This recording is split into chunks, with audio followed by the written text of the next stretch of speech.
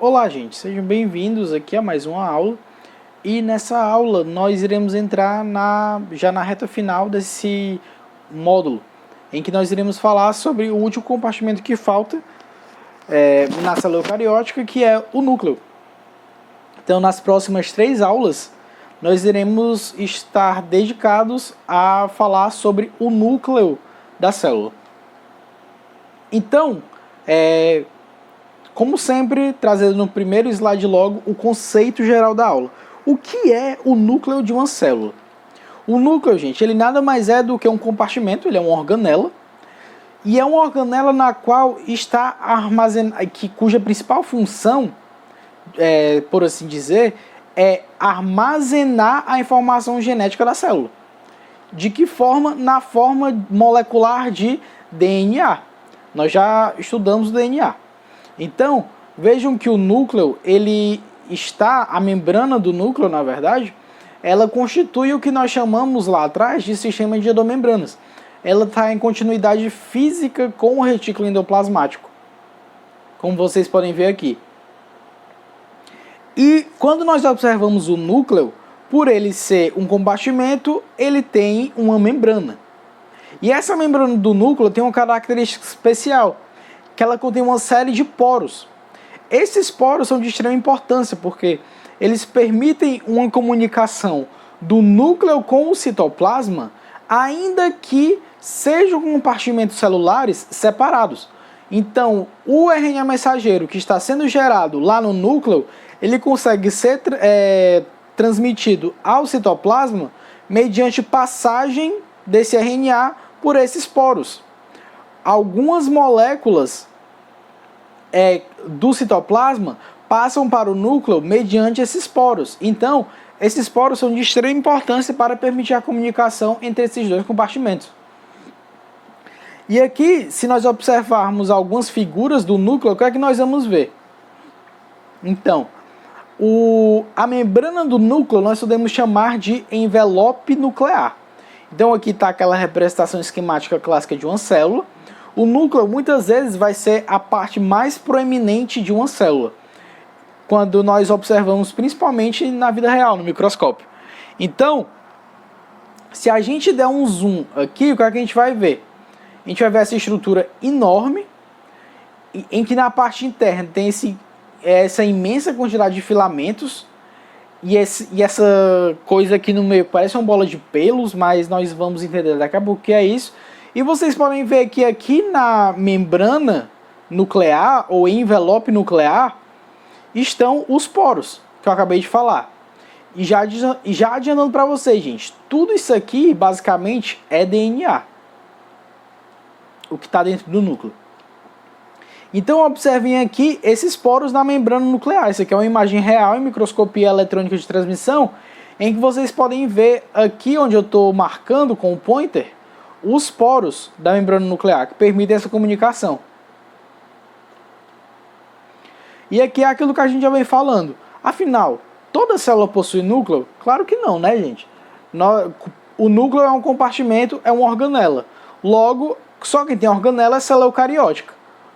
Isso quer dizer que célula procariótica não tem material genético? Claro que não. Célula procariótica tem material genético. Todo organismo vive na face da Terra tem material genético. O que acontece é que na célula procariótica, esse material genético está disperso numa determinada região do citoplasma, em que a gente chama de nucleóide, enquanto que na célula eucariótica, esse DNA, esse material genético, ele está extremamente organizado dentro de um compartimento chamado de núcleo. E quais são os constituintes desse compartimento chamado núcleo? Ora, são principalmente 5. O envoltório nuclear, ou envelope ou membrana nuclear. O material genético, principalmente na forma de DNA, cromatina, cromossomo. Nós já vamos falar sobre isso, explicar a diferença entre cada um desses termos, mas já adianto, isso aqui é tudo material genético. Proteínas histonas, que são proteínas de extrema importância. Nucleolo, que é a região mais evidente do núcleo. E o RNA mensageiro. Vejam que eu marquei o RNA mensageiro com um asterisco, por quê? Porque ele está presente no núcleo apenas de forma transiente. assim que ele é produzido, ele é direcionado para o citoplasma para ser traduzido em uma proteína lá no ribossomo. Então, falando sobre esses constituintes do núcleo, falar sobre o nucleolo. O nucleolo, quando nós observamos, é a região mais corada do núcleo. É essa porção que eu mostrei para vocês, que eu disse que parece uma bola de pelo. E o que é esse nucleolo? É uma região com grande quantidade de material genético, mas cuja principal função é sintetizar ribossomo. É sintetizar RNA ribossomal. Esse RNA ribossomal vai se associar a algumas proteínas e formar o ribossomo. Logo, a principal função do nucleolo é a formação de RNA ribossomal. E vocês podem ver aqui o nucleolo que é intensamente corado nessas duas imagens. Beleza, agora o principal dessa aula é vocês entenderem como o material genético está organizado no núcleo de uma célula. Então, eu já falei para vocês que todo o nosso material genético ele é constituído por uma das 4 grandes classes de moléculas biológicas, que é o DNA, o ácido desoxirribonucleico. Entretanto, esse DNA está organizado no núcleo de uma forma bastante específica. Porque, vejam, o DNA é uma molécula extremamente enorme. Para que o DNA caiba por inteiro no núcleo, ele precisa estar muito bem adaptado para isso. E é por isso que nós vamos abordar aqui os conceitos de cromatina e cromossomos. Então, lá no núcleo, o DNA está organizado na forma de cromatina ou cromossomos. Vocês podem ver que alguns livros vão utilizar esses termos na rotina como sinônimos. Mas é importante que vocês entendam a diferença entre eles. Então, independente de cromossomos ou cromatina, essas unidades formadas por DNA contêm genes. Ou seja, sequências de nucleotídeos responsáveis por codificar um produto biologicamente funcional, que geralmente é uma proteína. E são os genes, em última instância, que são transmitidos de uma geração para outra, de pai para filho, de avô para pai para filho, de bisavô para avô, enfim, vocês entenderam. E é muito importante vocês sedimentarem bem essa aula, para daqui a 4 aulas, quando nós formos começar a falar sobre genética, vocês não ficarem perdidos. Então, os genes, por sua vez, eles são as unidades hereditárias. É muito interessante a história de como foi descoberto que, na verdade, os genes são compostos por DNA. É uma história que durou várias décadas e é um dos temas, uma das histórias da ciência que é extremamente emocionante. Então, logo, já que os genes são formados por DNA e os cromossomos são formados por genes, logo, cromossomos e cromatina são formados por DNA. Logo, o nosso material genético, aquilo que está armazenado dentro do núcleo, a base molecular é DNA. Então, observem aqui só para vocês lembrarem. Uma determinada molécula de DNA tem milhares de genes. Um gene A tem uma sequência de nucleotídeos que codifica a proteína A, o gene B é uma proteína B e o gene C é uma proteína C. E agora nós começamos a entender como esse DNA vai estar organizado. Por quê? Porque esse DNA ele não está sozinho no núcleo, ele não está isolado. Para que ele consiga se encaixar, se adequar ao núcleo de uma célula, ele precisa estar associado a algumas proteínas específicas. Proteínas essas chamadas de proteínas histonas. E isso serve para empacotar o DNA, para fazer com que uma grande quantidade de molécula consiga caber num espaço absurdamente pequeno, que é o núcleo de uma célula. Então, imaginem um novelo completamente desenovelado. Agora, se vocês começam a enrolar esse novelo, vocês percebem que o espaço ocupado por ele se torna bem menor. E é isso que acontece com o DNA. À medida que as sequências de nucleotídeos se associam com diversas proteínas histonas, ocorre uma maior eficiência na compactação desse DNA no núcleo da célula.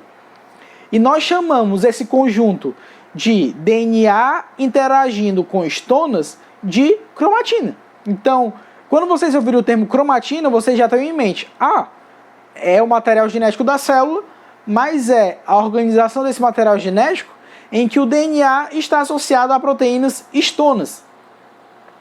E a gente pode ver isso aqui na vida real dessa forma. Isso aqui é uma microscopia eletrônica que mostra a cromatina enovelada em proteínas histonas.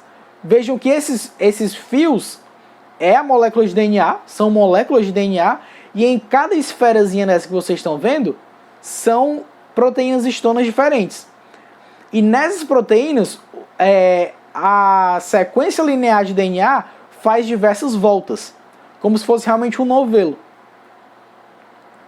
Então, se diz que a cromatina, que é essa estrutura formada por DNA unido a histonas, está organizada na forma de nucleossomos. Então, isso aqui, quando a gente observa essa estrutura, a gente chama isso aqui de nucleossomos. Nucleossomo nada mais é do que um estágio de compactação do DNA. Então, observem aqui a estrutura de hélice dupla do DNA, e ela se enrola nessa proteína chamada de histona. Isso permite com que ela consiga caber dentro do núcleo da célula. E essas estruturas aqui, nós chamamos de nucleossomos. E isso tudo aqui é cromatina, que é DNA unido a histonas. Então agora nós vamos ver, vocês devem estar muito mais acostumados com o termo cromossomos, aqui está cromossomos, mas é cromossomos, do que com o termo cromatina. E nós vamos entender o que é que significa cada um. Então, vejam bem, vocês devem saber muito bem que chega a determinados momentos em que a célula precisa transmitir a informação genética dela para uma prole, para células filhas. Então ela faz o quê? Ela duplica de tamanho, aumenta a quantidade de materiais dela e duplica o DNA dela. E ao fazer isso, ela se parte ao meio, formando duas células filhas iguais. Nesse processo de divisão, que nós vamos estudar muito bem detalhadamente nas próximas duas aulas, um dos eventos que são principais é que essa cromatina ela começa a se condensar. O que é que significa? Imaginem que o novelo começa a ficar cada vez mais enovelado para garantir cada vez mais uma maior eficiência de compactação. Então essa cromatina começa a se enrolar sobre ela mesma a fim de formar uma estrutura altamente espiralada e condensada. Então quando essa cromatina está bastante condensada, de forma que nós conseguimos ver essas estruturas no microscópio óptico, em uma estrutura bem específica, que você já deve ter visto, nós chamamos isso de cromossomo. O cromossomo, então, o que é? É o maior grau de compactação do material genético. É aquele famoso xizinho que vocês veem. Isso aqui, o que era antes? Era cromatina, que começou a se enrolar sobre ela mesma, a se condensar, já que a célula foi começar a se dividir, e ficou extremamente condensado, para facilitar a divisão. Assim, o cromossomo nada mais é do que o material genético presente quando a célula está se dividindo. Enquanto a cromatina é o material genético presente quando a célula está em intérfase, que é o que a gente chama a etapa em que a célula não está se dividindo. Então, nós conseguimos observar cromossomos apenas durante a divisão celular. E nós conseguimos observar estruturas parecidas com essas. Observem aqui diferentes formas de um cromossomo. E aqui são cromossomos observados ao microscópio óptico. E a melhor etapa para se visualizar cromossomos é na metáfase. Nós iremos ver isso na próxima aula. Então vejam que, para chegar nesse estado, o DNA e as histonas precisaram se enrolar muito para conseguirem ficar tão espiralados, tão enroladinhos e tão condensados. E lembrando, tudo isso é formado por DNA. O DNA é a base molecular da hereditariedade. O DNA é o responsável por você se parecer com seu pai, ou com seu avô, ou com sua mãe, ou com sua avó, enfim. É o DNA que faz com que ele seja a principal molécula transmissora de informações genéticas, principalmente por meio do mecanismo que ele tem de replicação, que nós iremos estudar isso na próxima aula. Então, a base molecular da hereditariedade é a molécula de DNA. E só para nós lembrarmos, o DNA é um polímero em que o monômero dele é o nucleotídeo. O nucleotídeo é formado por uma base nitrogenada, um açúcar e um fosfato. E quando esses nucleotídeos se encadeiam, nós vemos que voltado para o lado de fora tem isso que a gente chama de esqueleto açúcar-fosfato. E voltado para o lado de dentro tem as bases nitrogenadas, que é a única coisa que muda no DNA. Então por isso que é bastante comum nós representarmos os nucleotídeos apenas pela base nitrogenada deles, porque em última instância é só isso que muda. Então lembrem que no DNA existem 4 tipos de base nitrogenada: timina, adenina, citosina e guanina. E são diferentes sequências e combinações entre essas bases que são responsáveis por codificar todas as proteínas presentes no nosso organismo e fazer com que nós pareçamos com nossos ancestrais. Então vamos lembrar como é que lembrem que a molécula de DNA é uma dupla hélice. São 2 cadeias que correm de forma antiparalela e de maneira polar, ou seja, tem um começo e tem um fim, e cada fita interage com a outra mediante uma interação entre algumas bases nitrogenadas.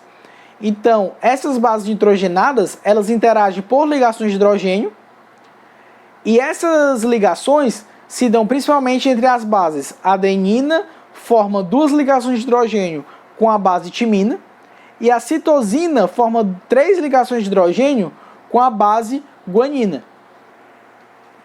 Então é muito importante que vocês lembrem disso.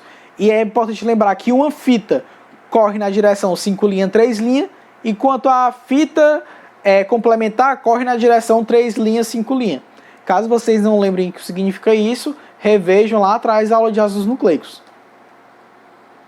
Então isso aqui é bacana a gente saber para a gente entender como é que uma estrutura tão imensa quanto o DNA, que se a gente pegasse a informação contida no DNA das nossas células, isso poderia equivaler a inúmeros livros de quase 1000 páginas cada um, para vocês verem o tanto de informação que tem no núcleo das nossas células.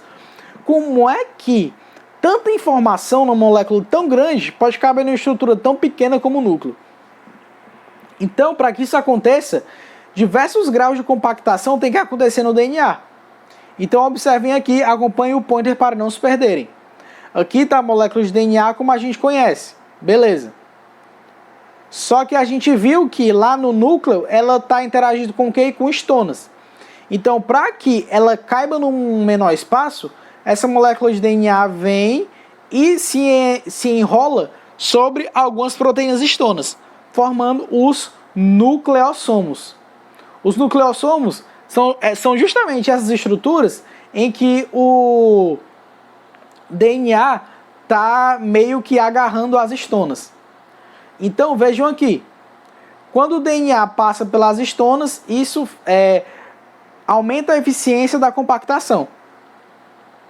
Então beleza.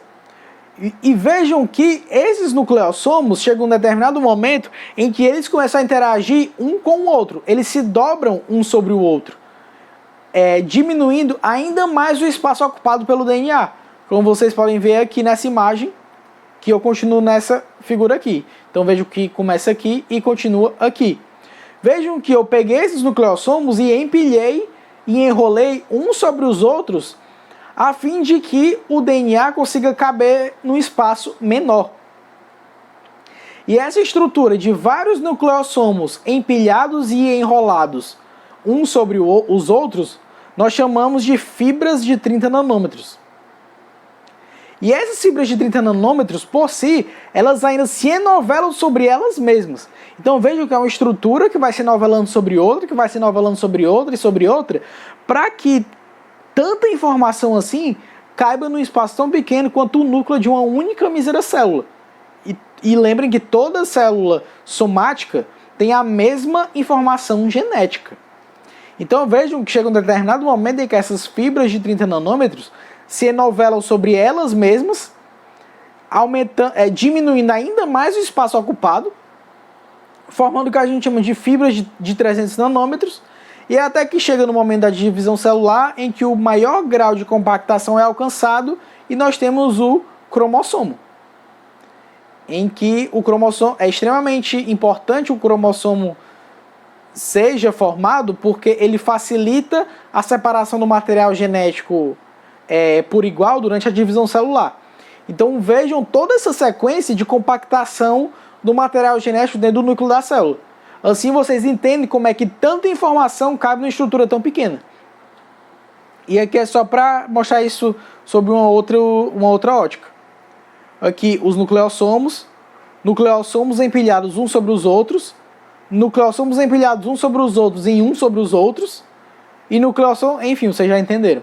Até formar os cromossomos, em que os cromossomos eles começam a se formar quando a célula está no processo de divisão celular. Nós iremos entender isso melhor na próxima aula. Mas vejam que, à medida que a divisão celular vai acontecendo, os sinais para uma maior condensação do DNA vão sendo recebidos. E esse DNA passa a ser cada vez mais compactado. Certo, agora é importante a gente entender um conceito que é o grau de acesso à cromatina. O que é que significa isso? Nós iremos falar agora sobre expressão gênica. Vou dar um contexto para vocês. Eu falei para vocês que toda célula não gamética do nosso corpo tem a mesma informação genética. Ou seja, a mesma célula do seu fígado tem a mesma informação genética que uma célula da sua pele, que tem a mesma informação genética que uma célula do seu olho ou que uma célula do seu rim. Mas o que é que faz essas células serem tão diferentes uma da outra se elas têm o mesmo material genético? Ora, aí a gente entra no conceito de expressão gênica, ou melhor, o grau de acesso de determinadas células à cromatina. Então, o que diferencia uma célula de outra é, na verdade, a expressão do material genético. Ou seja, as células do rim, embora elas tenham a mesma informação genética que as células do fígado ou do pâncreas, o conjunto de genes que vai ser expressos no rim vai ser muito diferente do conjunto de genes expressos no pâncreas, que vai ser muito diferente do conjunto de genes expresso lá no fígado. E isso muda de acordo com esse grau de acesso à cromatina. Então, regiões do DNA em que tem um DNA ativo, um DNA passível de ser lido, transcrito, replicado, nós dizemos que essas regiões são chamadas de eucromatina. São as regiões ativas de expressão. Já as regiões inativas, em que o acesso ao DNA naquela região está muito complicado, porque o DNA ali está muito condensado, nós chamamos de heterocromatina. Ou seja, são as regiões cujos genes estão inativos. Então nós podemos observar isso no núcleo dessa célula aqui, observar em microscopia eletrônica de transmissão. Essas partes mais eletrodensas, que são essas partes mais escuras, são as partes de heterocromatina. Por quê? Porque é o DNA mais condensado, é o DNA mais enovelado, é aquele novelo mais embolado sobre ele mesmo. Enquanto que essa parte mais clarinha é o DNA linear, é o DNA mais aberto, é o DNA fácil de ser lido.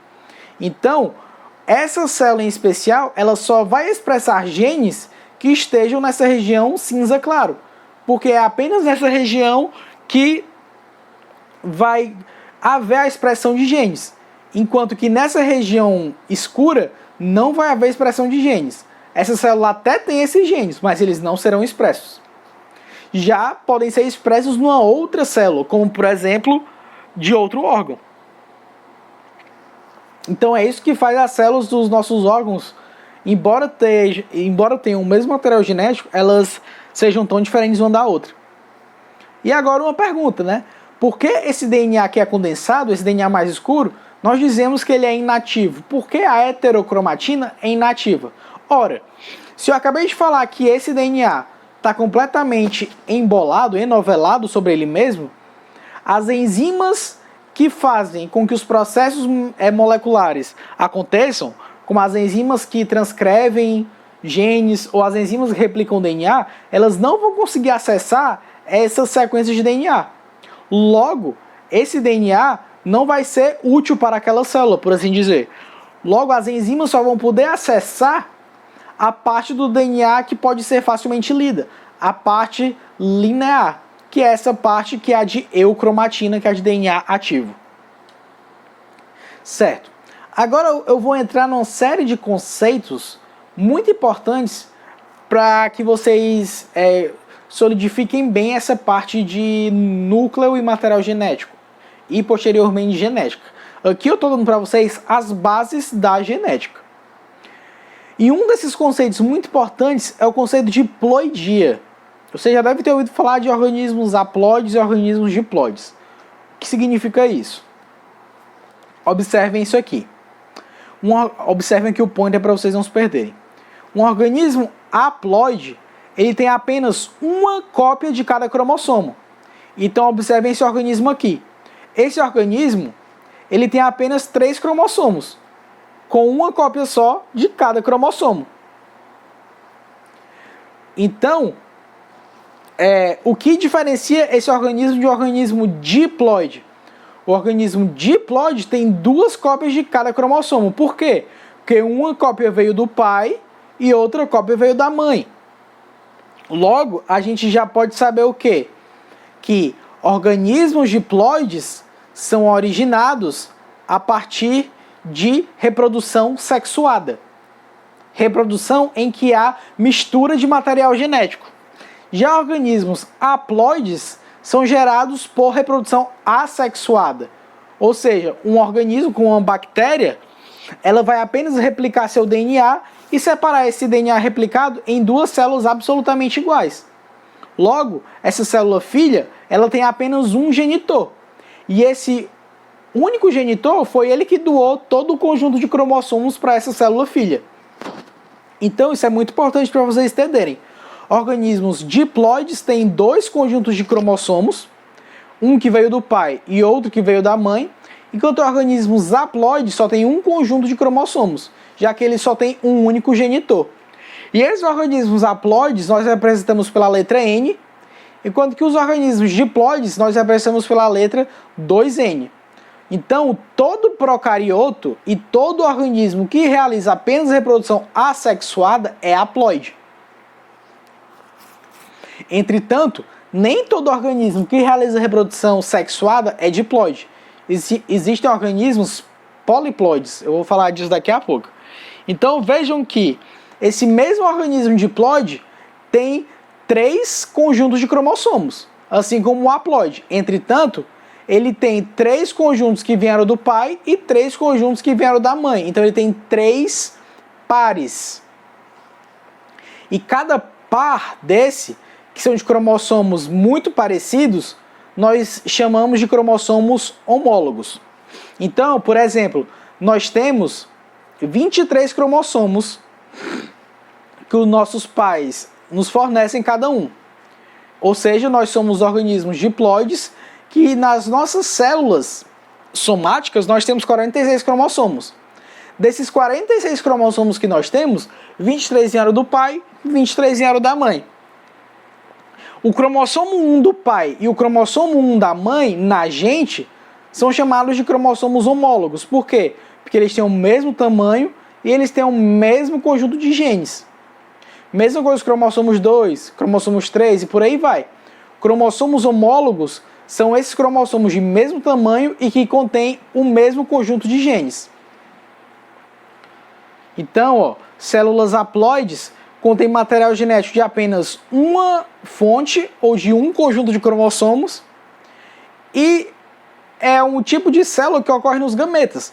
Ou seja, embora nós sejamos organismos diploides, os nossos gametas, como eles são gerados por meiose, e vocês vão entender isso daqui a 2 aulas, eles são haploides. Então nossos espermatozoides, no lugar de terem espermatozoides e óvulos, no lugar deles terem 46 cromossomos, eles têm só 23 cromossomos. Ou seja, os haploides ocorrem em indivíduos de reprodução unicamente assexuada e em gametas. Já os diploides, eles contêm material genético oriundo de duas fontes, ou seja, de dois progenitores. Cada progenitor contribuiu com um conjunto de cromossomos. E os cromossomos que têm o mesmo tamanho e o mesmo conjunto de genes, nós dizemos que são cromossomos homólogos. Beleza. Outro conceito muito importante para vocês entenderem é o conceito de alelos. Vocês terem entendido agora o que significa cromossomos homólogos, vai ser fácil entender o que significam alelos. Observem isso aqui é um cariótipo. Eu vou já explicar o que é um cariótipo. Mas vejam que estão representados coloridinhos aqui cada cromossomo humano. Os 23 pares de cromossomos humanos. Vejam que aqui no cromossomo 2 existem dois cromossomos. Um que veio do pai e um que veio da mãe.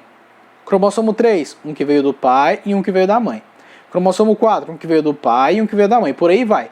Cada um desses, como eles estão em pares, esses pares são homólogos. Ok. Se a gente pegar esse par homólogo e analisar, a gente vai ver o seguinte. Como eles têm o mesmo tamanho e o mesmo conjunto de genes, nós temos genes que ocorrem em dose dupla. Esses genes que ocorrem em dose dupla, nós chamamos de alelos.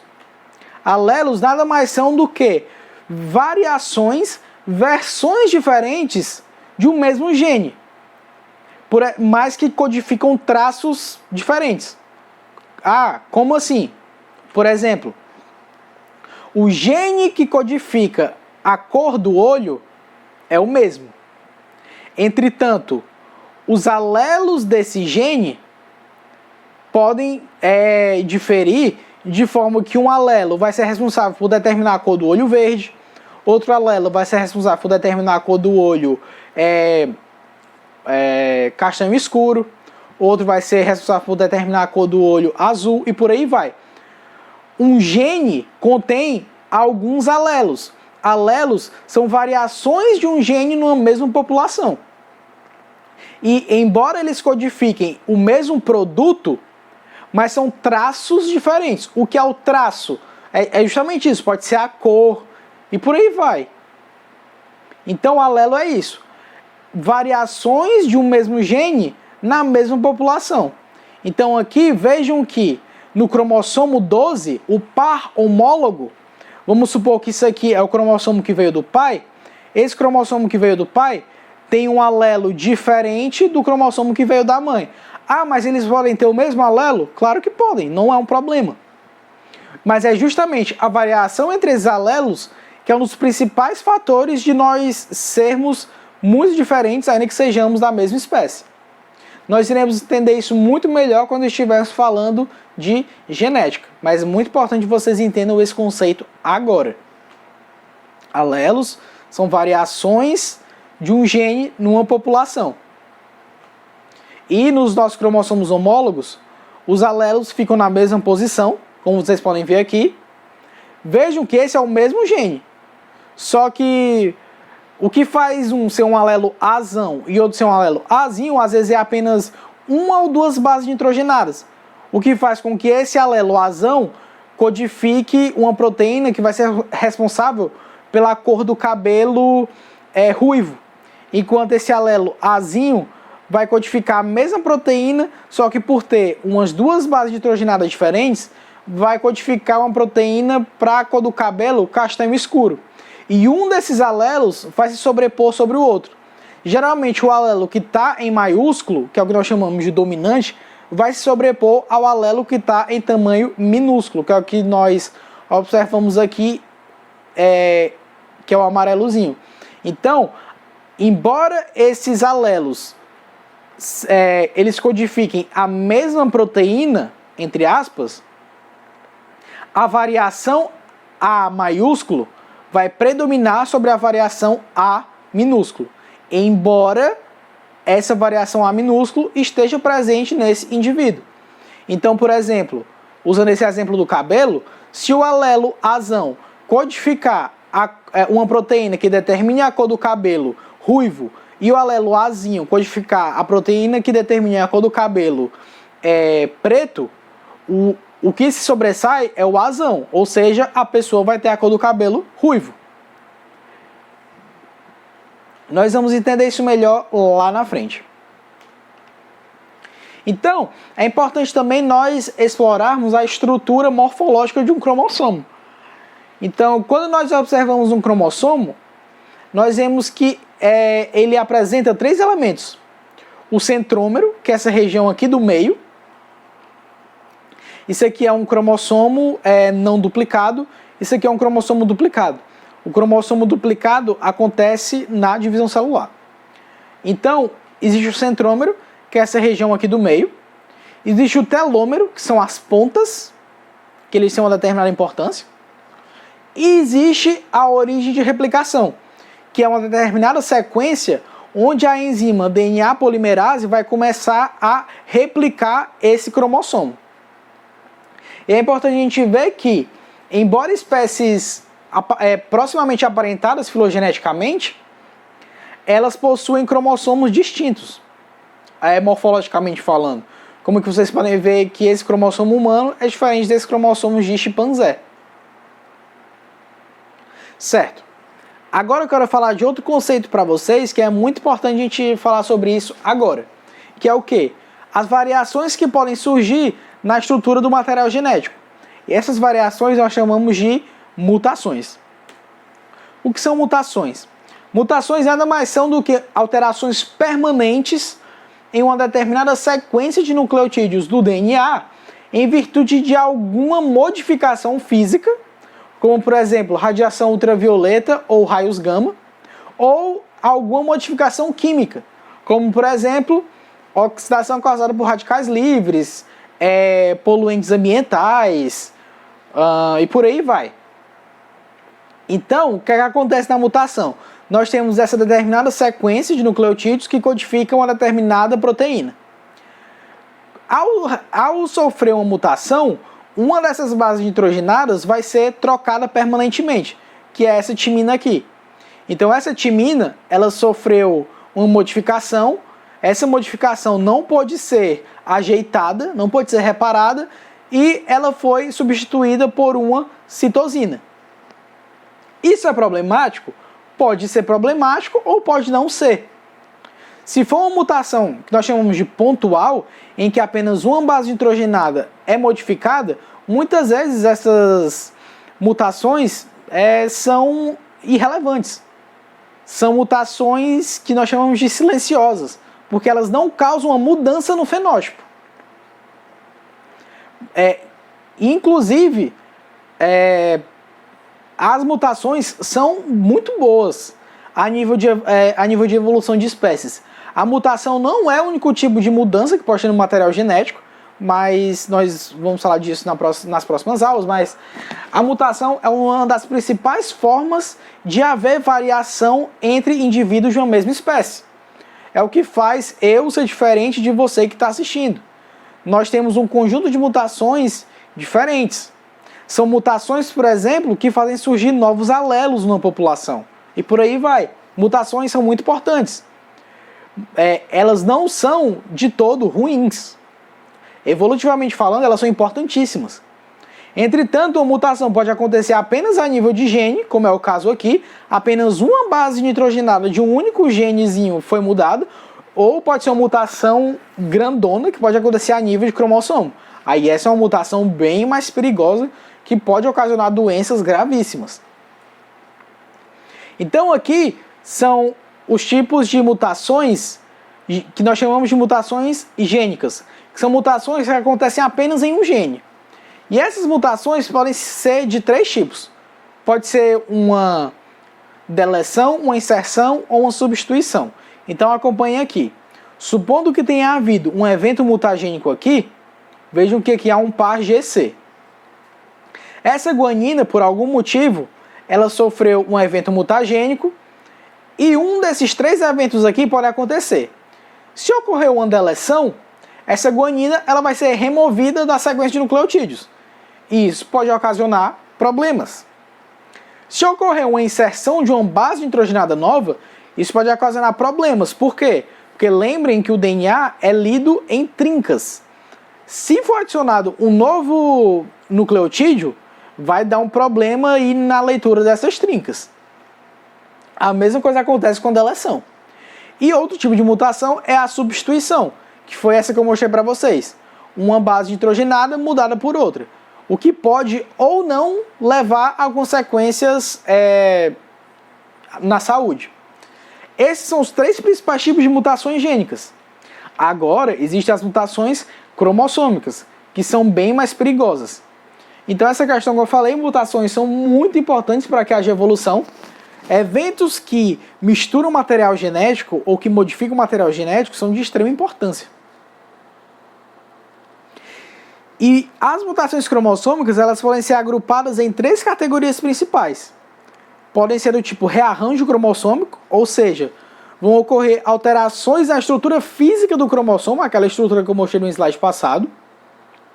Podem ser aneuploidias, ou seja, a pessoa, no lugar de ter um ser humano, no lugar de ter 46 cromossomos, pode ser que ela tenha 47, pode ser que ela tenha 48, pode ser que ela tenha 45.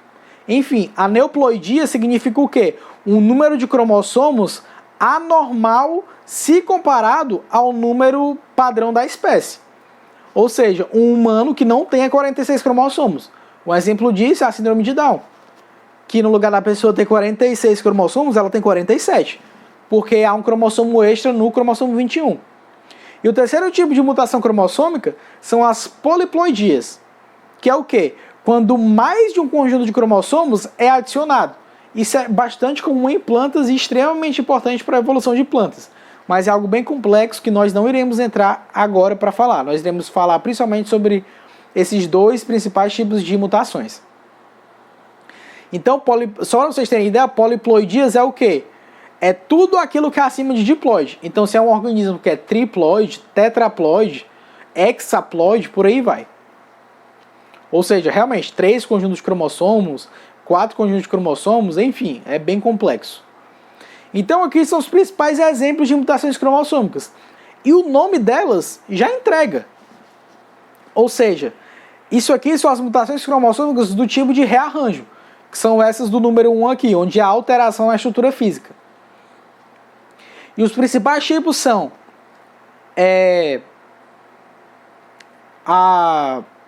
esse rearranjo aqui que acontece, ou seja, vai haver uma troca na ordem dos genes de um cromossomo. Então esse cromossomo original acompanha aqui o pointer. Tem essa sequência de A até G de genes. Entretanto, por algum evento mutagênico, essa sequência EF foi mudada de lugar, de forma que houve uma mutação. Nesse caso, houve uma duplicação. Então, esse gene EF ele foi duplicado e o cromossomo aumentou de tamanho. Agora ele tem 2 genes EF. Um outro tipo de rearranjo é a deleção. Aqui falamos da duplicação e aqui a deleção. O que é a deleção? Como o próprio nome já diz, é a perda de um segmento gênico no cromossomo. Então, ela vai perder um dos genes, ou mais de um. Então, nesse exemplo aqui, ela perde os genes E e os genes F. Então, o cromossomo diminui e fica só com os genes A, B, C, D e G. Outro tipo de rearranjo é a inversão. A ordem dos genes é alterada no cromossomo.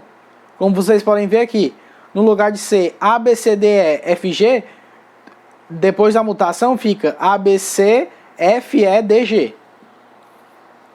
E por fim, a translocação, que é o quê?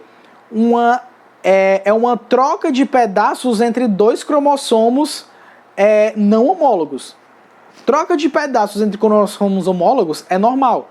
Isso acontece lá na meiose. Nós vamos ver isso daqui a 2 aulas. Agora, troca de pedaços entre cromossomos não homólogos, entre, por exemplo, o cromossomo 1 e o cromossomo 23, isso não é para acontecer em situações normais. Então, isso é outro exemplo mutagênico. E só para dar aqui um exemplo para vocês de translocação, o famoso caso do cromossomo Filadélfia. Existe um tipo de câncer, que é a leucemia mieloide crônica, que a base molecular desse tipo de câncer já foi descoberta e descobriram que o que faz esse tipo de câncer surgir é um tipo de translocação que acontece entre os cromossomos 9 e 22 das pessoas afetadas. Então, essa translocação entre esses dois cromossomos faz com que o gene BCR do cromossomo 22 se una ao gene ABL do cromossomo 9. Isso acaba codificando uma proteína receptora que recebe muito sinal para ela crescer. E ela acaba virando uma célula tumoral. Outro conceito que eu quero trabalhar com vocês é o de genoma. O que é o genoma? O genoma nada mais é do que o conjunto completo de informações genéticas de um indivíduo. Ou seja, o conjunto completo de nucleotídeos de um indivíduo, incluindo os seus genes.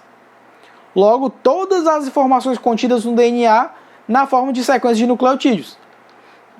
Ou seja, o primeiro nucleotídeo do cromossomo 1 até o último nucleotídeo do cromossomo 46, no caso dos humanos. Então, diferentes organismos têm genomas de diferentes tamanhos. Então, se a gente pegar, por exemplo, aqui um vírus do tipo bacteriófago, o genoma dele tem 170 mil pares de bases. Uma bactéria, que é a Escherichia coli, tem 4,6 milhões de pares de bases. Uma mosca da fruta, a Drosófila, tem 130 milhões de pares de bases. Nós temos 3 bilhões de pares de bases de sequência de nucleotídeos. Isso dá para, se a gente colocasse isso linearmente num livro, daria mais de 15 livros ou 20 livros, eu não estou lembrado agora direito, com quase 1000 páginas cada um. Só para vocês terem noção da complexidade do armazenamento de informações nos organismos vivos. E claro, os seres com os genomas mais complexos que existem, as plantas, que algumas podem ter 150 bilhões de pares de bases. Ou seja, mais de 100 vezes mais pares de bases que o genoma humano. Então, o genoma humano, como eu falei, contém aproximadamente 3,9 bilhões de pares de bases. E qual a importância dos genomas? Ora, estudar os genomas é muito importante, porque a partir da descoberta dos genomas, quando você sequencia o genoma de um indivíduo, você pode saber, de acordo com o genoma dele, se ele tem predisposição a determinados tipos de doenças. Se você sequencia o genoma de um organismo vivo e você comparar com o de outro organismo vivo, quanto mais próximo, quanto mais aparentado forem esses genomas, significa que mais próximos evolutivamente esses indivíduos são, e por aí vai. E para finalizar, o último conceito que eu quero apresentar para vocês nessa aula é o de cariótipo, que foi aquilo que eu já mostrei para vocês. Cariótipo nada mais é do que uma análise morfológica de todos os cromossomos de uma célula. E o cariótipo, inclusive, pode ser um exame médico, é essencial para identificar aneuploidias, como é o caso da síndrome de Down. Então, quando você coloca nessa telinha todos os 23 pares de cromossomos, se você observa que tem 3 cromossomos onde era para ter 2, ou tem um cromossomo onde era para ter 2, você percebe que está um de errado. Então, um exemplo aqui é um cariótipo de uma pessoa com síndrome de Down. Observe que no cromossomo 21, onde estou marcando aqui, tem 3 cromossomos no lugar de haver só 2. Então, o cariótipo é bastante elucidativo para identificar aneuploidias em pessoas. Então, pessoal, é isso. Revisem bem esses conceitos, que vai ser muito importante para quando a gente estiver falando de genética. E próxima aula nós iremos falar sobre mitose. Um grande abraço, qualquer dúvida podem perguntar e até a próxima aula.